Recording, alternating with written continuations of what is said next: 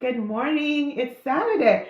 Good morning, everybody. Thank you so much. I'm very excited about today and the conversation we're having today. It's noon. Everybody knows I like to start on time. I like to be respectful of my guests' time, but as well as all of you who had this on your calendar and decided to join, I want to be respectful of your time. But today, for the Resi Prep Road to Match Day, we are having a really amazing conversation with Dr. Thu Nguyen, who is a clinical pharmacist. I don't read bios and I don't give bios specifically because I want my guests to kind of be the ones to share who they are and what they do directly with you guys. Thu, welcome to the Resi Prep podcast live on YouTube and Instagram. Yeah, thank you for having me. I'm excited to talk to you today. Thank you so much. Um, um, I was very excited at the opportunity for us to talk because of what I think you represent in the profession of pharmacy today. You are a subset of a very special group of pharmacists who decided to go further and decided to go one step further because of your commitment to your goal and that clarity of vision and what you wanted to accomplish. And this one day, and not given this one day, aka match day, Yeah, power to really kind of steal that from you and deter right. you from what you really and truly believe you wanted to do. So, if you are joining us for this conversation today, you're in for a treat. I want to start by you letting us know who you are and what you do and tell us a little bit about yourself, please. Yeah, thanks, Allie. I'm really excited to be here because I know that there's an audience that, really loves you and love what you do. And so it's really awesome for me to kind of speak to those guys. So I live in Arizona, and I'm a clinical pharmacist in the hospital setting. And I've been doing that for a while, so I feel like I'm going to age myself. But because somebody the other day, someone I was talking to someone, and she's like, "You've been practicing for more than 7 years," and I'm like, "Yes, I know, I'm getting up there." Um, yeah, and I think being in a hospital setting too, I think it's a really important thing for me to point out because for a very long time, going through school, I thought I wanted to be in ambulatory care, and I think this will probably be part of our conversation later. But I thought I wanted to be in the clinic setting, and so when I didn't match with any of the programs that were very heavily focused on ambulatory care, it really forced me to rethink Yeah. what I thought was what I wanted. And truly, inpatient acute care was what I was more interested in. I just didn't realize it. So it's just a wild experience going through the residency program. And it can be such a roller coaster. So it's so important for somebody like you to hold people's hands through this because it's so emotionally draining, I think. Is, and I don't think that piece of it is really addressed, talked about, or that prospective candidates or even people in residency are prepared that they should really be preparing for more than just the aptitude portion of what this thing is going to take, but mentally and personally, you're going to be taxed and pushed in ways that you just were like, wait, what? I wasn't prepared for this part. I don't know what schools are teaching students in terms of preparation for residency. I've been a resident for 2 years, and then I've been a residency preceptor for many, many years. So I've gone through all sorts of different perspective of what residency is, and I don't know if schools are preparing students well enough. Well enough, definitely. And I think too many of us that are in that space where we are precepting students as well as residents, we see it and we're like, oh, there's a gap here. But Mhm. like, it's why like every opportunity I have, I love talking to educators like yourself that are also practitioners to gain some insight about what is the best way for us to really start working on bridging that gap, because we can all agree that the the gap is there. Yeah, definitely. There are, and every learners are different, but there are learners who just have a tougher time adapting to that kind of environment. So, Absolutely. Okay, so when we think about through the student, the student let's go back. mark and the super ambitious student pharmacist that's going to come and change the world. What type, can you take us through your residency journey as a student pharmacist and what type of candidate, like when you were going through it, Yeah. you thought you kind of made?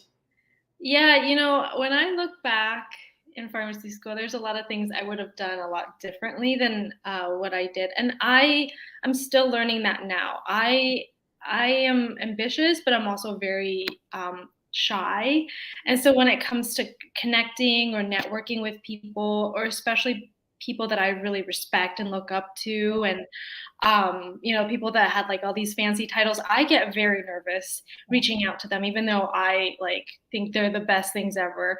And so I really didn't do that part of networking in residence, or I'm sorry, in pharmacy school, which I feel like would have helped me so much in my journey through the profession.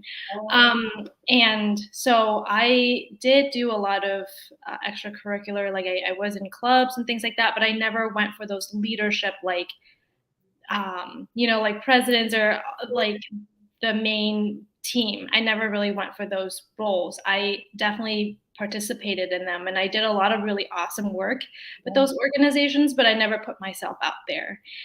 Um, and I also, focus a lot on schooling and I got a good GPA, but, ultimately when it comes to residency and what the application looks like, it's not always just about the grades because ultimately everybody can get that grade. It's very much about, can you put yourself out there? How much do you want this? To really push yourself out of your comfort zone. And I never really had anybody pushing me, which I don't blame anybody. I'm just saying that there was not a lot of that mentorship from the beginning. Yeah. Yeah, no, that's a really excellent point too, because I think you obviously are a doer, and you're shy. I don't get that part. I know a lot of people You're say doing a great job. You don't strike me as shy too much, but you're doing great.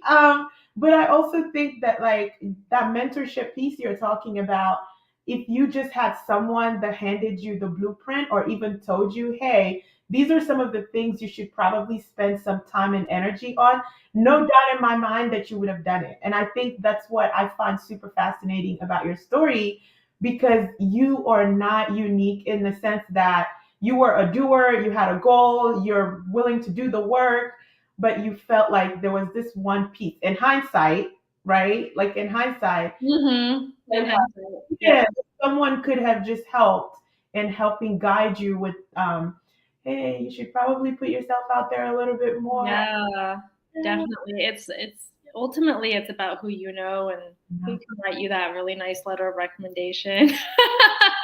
um, yeah, and who can put in a really good word for you. It's a lot of that background noise too when we're selecting residents, It's like, oh, so and so did a res or so and so did her rotation at that site. Let's reach out to one of the pharmacists there and see if they know anything. There's always that. So I would say, as a pharmacy student, if I can go back and do that again, I would have made more effort to build more of those connections with the preceptors, the people who's already in the field. 100%. I hope all the prospective candidates that are listening to this, they hear it, but also shout out to my P1s and P2s, those of you that are just starting out.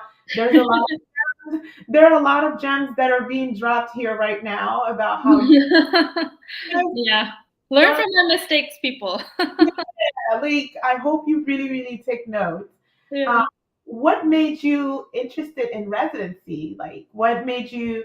Was there an aha moment, or it was more of an ultimate vision and goal of how you wanted to practice, where you figured, I think residency is the next move. I think that when I was in school, I mean, they do put an emphasis on residency, and that's something that we were aware of from the beginning, like our first year of pharmacy school. So I think for me, just doing a lot of those rotations was really the moments where it like solidified for me. Before that, it was a lot of professors kind of encouraging us to go that route, and I would do different healthcare, those health clinics or whatever, like Yeah. blood pressure clinics or whatever they're called, and I really enjoyed that aspect of getting to see a number and then counseling patients. So for me, that clinical aspect was really important, and I really wanted to pursue that. I knew that from pretty early on. Very good. And as far as the support you had through your process, how much support did you have going through the residency application process? We had at my school there was a program that we would be like attached with a mentor, and then they can help us go through the process. I would say, it's all how much you utilize those types of programs, because for me, I definitely reached out to my mentor several times, but I don't know if it was the most supportive for me, because I hadn't really made a connection with that person. So you didn't feel like, you really wanted to have this, I don't know, like to include this person throughout the whole entire step, because there was not that bond, I think. Yeah. Yeah, I don't know if that makes sense, but when you're asking all these questions and when you're relying on someone to give you all this information, you do want to trust them and feel comfortable with them. And I feel like I didn't have that, which is not nobody's fault. Oh, It's wow. just that it wasn't there. That connection was not there. Absolutely. So that relationship building and knowing who Sue is and giving advice that's specific Yes. to who you are, very, very important. Yeah. Yeah. And honestly, I probably should have just found the professor that I had connected with the most from Yeah. the beginning, and just go to them directly and say, could you please help me go through this process? Because I was given just kind of, I think, a random person, Right. and that particular professor and we never really had that moment of like, let's sit down, let's talk about you. What do you want? And like deep, get deep Yeah, down. So I never felt comfortable really reaching out to her. that's 100% real. Like it's all of a sudden after like 2 or 3 years of just emails of someone checking in, how are things going? And if you were performing Yeah. academically, that mentor probably was like, oh, she's killing it. She doesn't need me. Like she's fine. Yeah, that's true. And like it's like, hey, can you look at my letter of intent? Can you look at my CV? Can you help me enter prep? It's super, super awkward. It is, because especially again, like going back to me being kind of shy and nervous around, higher ups or whatever, um, asking them to help me with all these things is a scary thing for me. So, and I would say too that that program that I had at my school, it was just the last year. So it was my P3 or P4. I think it started P3 summer and then it went to like whatever, but it wasn't, a whole year or a whole school's worth of mentorship. So, Sure. Very yeah. important. So, talking about draft day, aka match day, aka the big reveal. Yeah. What what did you feel when you opened that email and that green line wasn't there on the phone? It's like, Yeah. how did that feel? Like I think that like how did that feel, Sue? Tell us, please. Well, to be honest, I applied to 8 programs and I only interviewed at 2. Gotcha. And so I already kind of knew my chances were low. So when I looked at my letters, or when I looked at that letter, it was disappointing, but it wasn't like, whoa, I can't believe this happened. Like it wasn't quite shocking, but it was very disappointing. And it was definitely an emotional roller coaster. And I would say ultimately, when I saw that result, I knew that I really had to do something different than what I did before. The Wow. funny thing too was like during that match day or like during match day, I was actually on a rotation in a hospital setting. And it clicked with me that I actually would prefer to be in acute care. Because prior to that, I was focusing on ambulatory care. I was focusing on being in the clinic, the outpatient clinic. And so when I got that rejection letter and I was happened to be on an acute care rotation, I said to myself, like, this is what I need to do different. Like what my goals were, my target before was wrong, or it was just not the right fit for me. And the results show that. And now I have to do something different, which is a different target. Um, which, kind of worked out. But it was it was disappointing, but it wasn't shocking to me. Okay, so you kind of had already mentally prepared yourself for the possibility Yeah. because of the low interview turnaround. Yes. And then one of the things that I find, like when I connect with students who don't match at phase one, is they they have this feeling that not matching at phase one will have this negative impact on their careers moving forward. Mhm. So I just want them to hear from someone who didn't match at phase one, share with them if this had any negative impact, if at all, on your professional career moving forward. Yeah. I would say, well, I did 2 years of residency, so I really did have a lot of confidence. But I would say when I was applying for PGY2, I was very nervous about that. Yeah. Because in addition to not matching, I also ended up doing a PGY1 that wasn't accredited when I had started. So I was actually their first resident.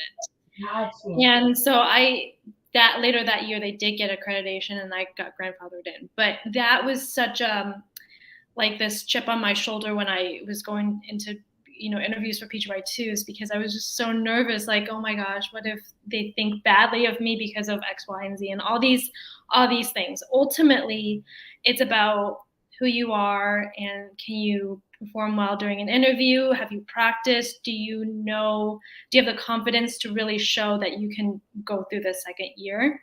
So that was really my only fear of not matching. It really did kind of play a role in my mental head, mental space when I was applying for PGY2, because I was really scared and I just felt really nervous about that. Yeah. But to be honest, when that whole rejection situation happened with match day, it did affect me a little bit mentally when I was going into my career in my first job. There's always this like background noise of like, am I good enough for this? Because you got rejected by all these programs, and it does play such a role in how you kind of perform later on. So I really had to like work through a lot of that, because even though I did a PGY1, I finished a PGY2, I ended up in a clinical position that I wanted to be in. There's always this like noise in the back that's like, are you good enough? Is this, you know, like, are you good as all these other pharmacists who didn't, fail initially? So, And I don't know what it is. Like, one of the things I try to tell them is that your certificate after, or first of all, on the first day of residency, only you know how you got there. If you have co-residents, they have no clue that you were a phase hmm a scramble match. How you got there is just and your director knows, but it hmm changes nothing. It's not like there's going to be a modified version of residency for you yeah, than the people who matched at phase one. Your certificate will not look any different than yeah, the people who matched at phase one. So I think that it's real that you will have some imposter syndrome as you move forward. But what's important is that resilience to move forward and like hmm staying committed to that reason. Like, why did I want to do this in the first place? Staying committed to that, I think, is one of the things yeah. that's going to be super super important. So I think that for people like you, like not only did you complete a PGY1, but you went ahead and also did a PGY, which is like that percentage shrinks exponentially. Oh, okay. The group that does a PGY1 and you look at the group that does a PGY2 from the same graduation year, we are looking at a very specific and small subset of people who successfully secured this position. Nice. So definitely my hats off to you Yeah. for, yeah. for pushing forward. Well, And I always see PGY1 as just a foot in the door. It's not gonna make or break you. It's I guess what I wanna make sure people take away from this, ultimately from my story is, yes, you may fail initially. You can still get back up and try again, and really learn from what happened and see if you can improve from that. Because when I had, when I didn't match initially, I really had a lot of people reaching out to me and kind of helping me with like interviews and stuff, trying to go through the second phase. When I was going through it, we were calling it the scramble, so it was even more disastrous. It was like so disorganized, and I literally was so determined because, when I got the rejection letter, it didn't necessarily break my heart in a way that made me stop. I was like, all right, well, I'm gonna plow through now. Like I have nothing to lose at this point, so I called all the programs that, here I am being too scared to ask somebody for a letter of to look over my letter of recommendation. Now I'm just calling everybody that I can, and I'm being, put on hold, being passed off to whoever. And I finally reached a program that was like, oh yeah, we're looking for somebody. And I was like, sounds good. Like you fit all my criteria. Let's do this. And like, I packed my bag and I moved from Phoenix or from Arizona to Indiana. And I was like, I want to do this. Like, this is what I want to do. And so I think the rejections just like, I don't know, like spiked a flame in me or something. Um, but it's truly what you choose to do with the situation. You could match and go into a PGY1 and not be prepared mentally at all and do horribly. By yes, the way, like somebody can match because they did well in their interview, because their application looked great, and then just can't handle the pressure. You could not match, go through the scramble, and truly do phenomenal because you are determined, you are persistent, you have resilience, like, so it's about you as a person. And I really want that to shine through because, yeah, like that's the more important part than anything. I'm like, I hope I don't break out into a praise dance, but that's it. Like, it sounds, I mean, like, you're stating it so simply, but it's incredibly profound. Like, what you're saying. This, and I keep saying it, this one day does not get to determine the rest of your career. Like, it does not. But I think when you're on the other side of it, even from my personal experience, and I think about the anxiety leading up to that day, in my mind, I truly believe that like this one day was going to determine the rest of my career. And Mm-hmm. it doesn't, because much of the success that I've been able to find and fulfillment that I've been able to have as a pharmacist was literally a result of my grit, determination, Yeah. and resilience, and just the vision that I had about the type of pharmacist I wanted to be to my patients, and then pursuing opportunities that help me become that. Yes. Mentorship from people that can help guide me through that. But I think for them, it's so hard for that message to kind of get in because it's just like, oh my God, I didn't match. What is this? Right. Oh yeah. So, and I just love, love, love, love, love the way you stated it, because it's now my dog wants to join us. He's excited too. I guess he's saying, I was just about to ask you, like, what advice did you have for prospective candidates? Oh, just any advice? I think I pretty much said it all. I mean, I think if you're applying or if you're still in the beginning of your pharmacy school career, I would say building connections is the most important thing, just as important as grades or those tests or whatever. You got to really put yourself out there, especially because it's gotten so competitive. And yeah, it's gotten very saturated. So even just reaching out to people that you admire and really just put yourself out there. And then for the ones that are waiting for match day, I kind of already said it all. Just, don't let that moment break you. Don't let it stop you from what you want to do, and really focus on who you want to be as a pharmacist, because there's so many opportunities out there now. And I think maybe pharmacy school focus on a lot of just residency, but you need to realize that it's grown so much and it's evolved. So Really has. And one other thing I really just wanted to go back to really quickly, candidates today will never know what the scramble really includes. They will never. I'm jealous, honestly. I wish I had a phase two because the scramble was. Did you ever know anybody who went through that or? I heard what the scramble was, and my greatest fear about not matching was that we do the scramble. It wasn't that like I wouldn't even match, but it's like this scramble situation sounds like it's It fresh was out of my worst nightmare. I don't want to do this. And then I heard that there were rumblings about a phase two. I was like, oh, this is gonna be so dope. But I think for them, they don't realize that phase two is a new phenomenon. It yeah. hasn't always been here. Yeah, you guys should be happy that there's a phase two because when I went through the scramble, technically they had, I think it was like the first or second year that they ever even implemented a phase two. So nobody was even using a phase two yet.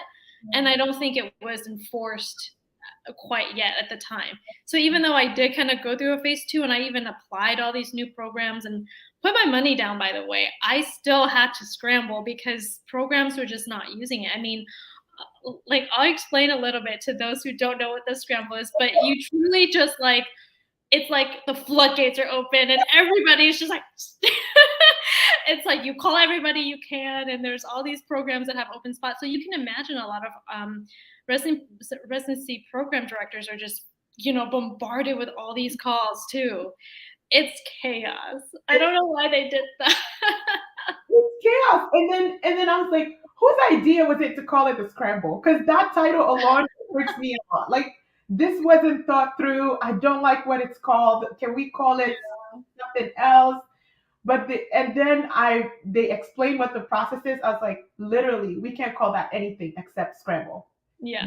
By the way, shout out to the program who did end up picking me as their first resident ever because that was such a special moment for me. And I think, I don't know, I hope it's a special moment for them and they're great. It's this hospital in Indiana and they really just gave me a chance, and they're really the reasons why I'm flourishing. I Yeah. hope that they see this.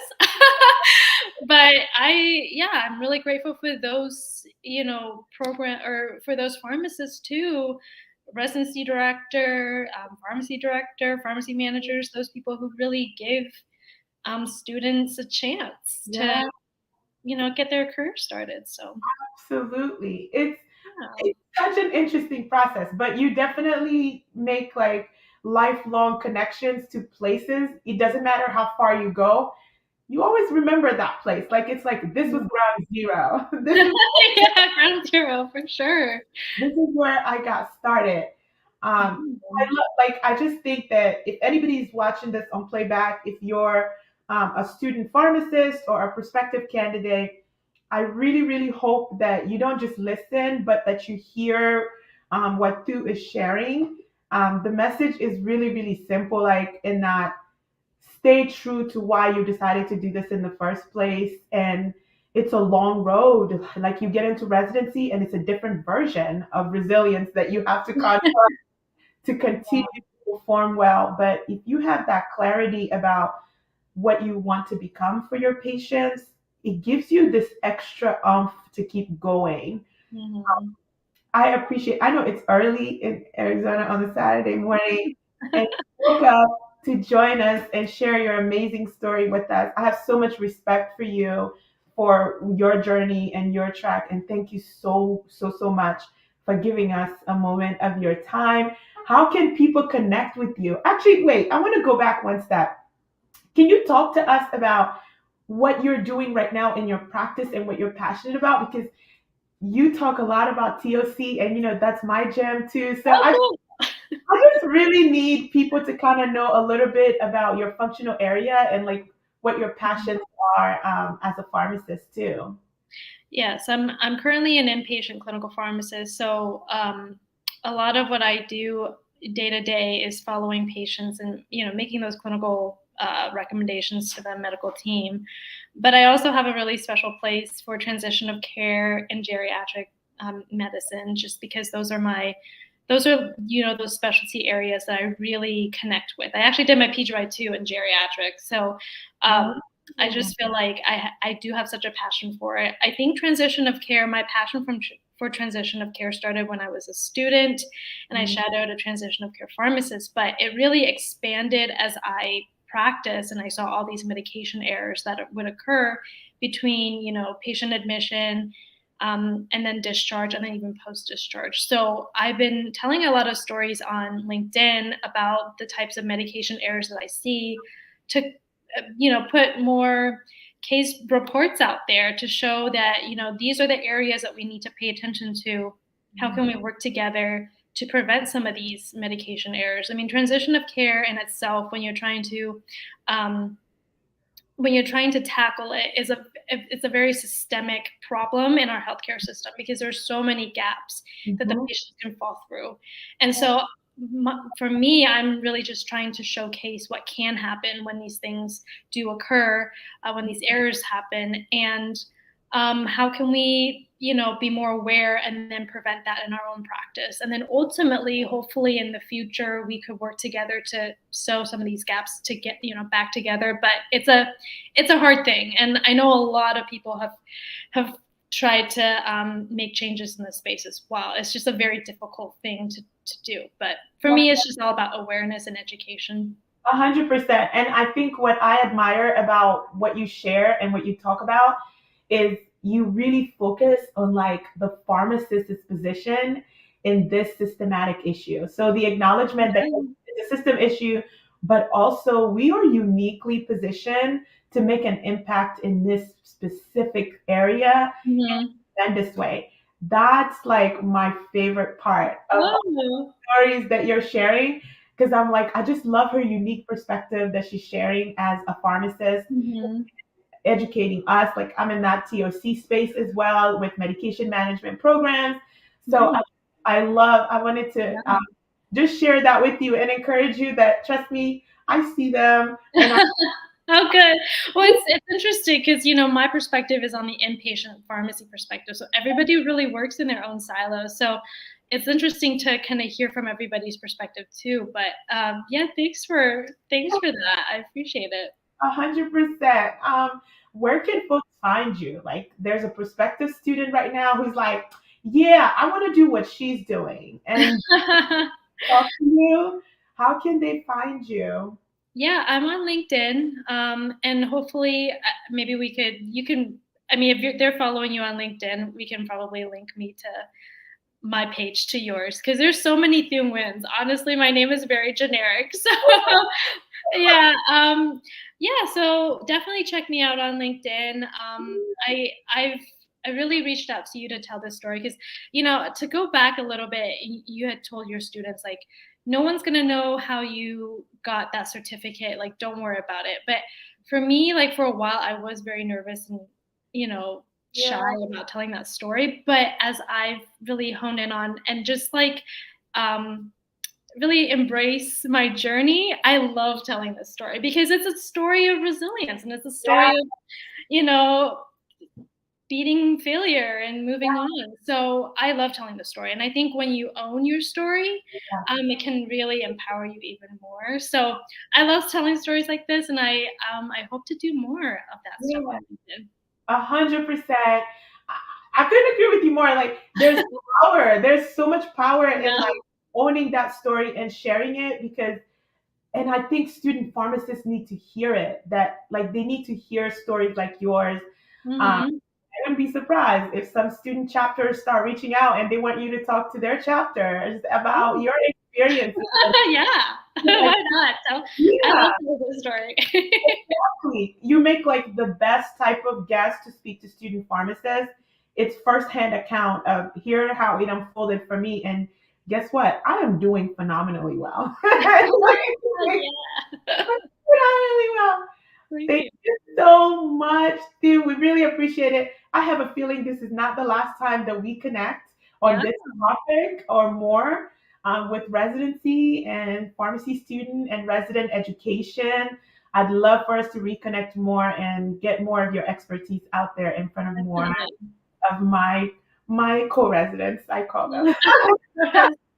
Yeah, Oh, I love that you're building up the young pharmacists because they ultimately will, mhm. we continue to just build on to the profession, and so I would love to be a part of that. Awesome.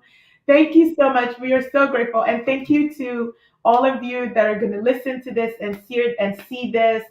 Don't hesitate to reach out to through. I will put her LinkedIn page URL in the comment of this live so that it's easy for everybody to find her. But once again, thank you so much for being here with you, and we look forward to more of these.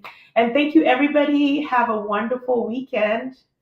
Bye. Bye.